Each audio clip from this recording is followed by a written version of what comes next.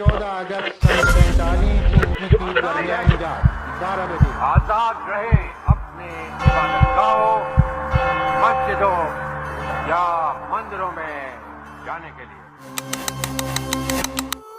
सरहदें सिर्फ ज़मीन में नहीं होती, बाज़ औक़ात ये दिलों में खींच दी जाती हैं, ख्वाबों पर पहरे लगा दिए जाते हैं और हकीकतों पर ताले डाल दिए जाते हैं।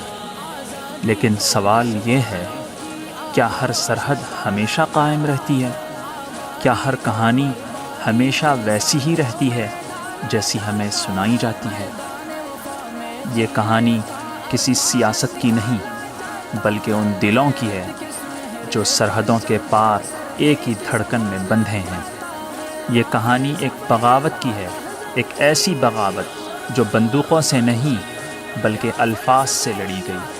दीवारें सिर्फ पत्थर से नहीं बनती, कुछ दीवारें जहनों में भी चुन दी जाती हैं। कुछ ख्वाब देखने पर पाबंदी होती है, कुछ हकीकत बनाने पर। लेकिन जब ख्वाब हकीकत का दरवाज़ा खटखटाएं तो कहानियाँ जन्म लेती हैं। मगर सवाल ये है, क्या ख्वाब देखने की सज़ा बगावत होती है? क्या ख्वाब हकीकत बनाने वाले ही तारीख़ रकम करते हैं? क्या हम वो दिन देख सकेंगे जो सरहदें महज नक्शों पर हों, दिलों में नहीं? ये कहानी उन रास्तों की है जो कभी आपस में जुड़े थे मगर वक्त ने उन्हें जुदा कर दिया।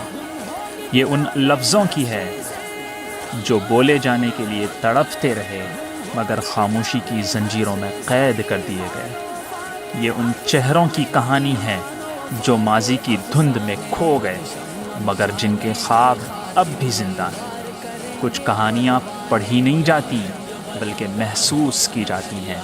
कुछ हकीकतें लिखी नहीं जाती बल्कि दरियाफ्त की जाती हैं।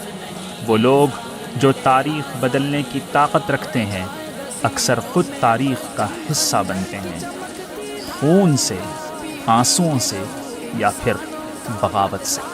सालार देनिस एक उस्ताद या एक खामोश इनकलाबी, उसके अल्फाज में चिंगारी है जो जहनों को जिला बख्शती है। ये कहानी नहीं, एक तूफ़ान है, एक ऐसा तूफ़ान जो खामोशियों को रौंद देगा, सच्चाई को अयां कर देगा और हर हद पार कर जाएगा।